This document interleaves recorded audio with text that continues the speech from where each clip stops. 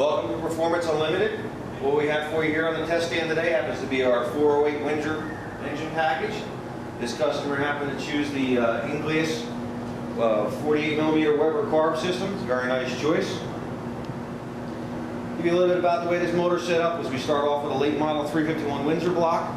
Put the Eagle 408 stroker rotating assembly in there. Got the comp cams custom ground hydraulic roller camshaft.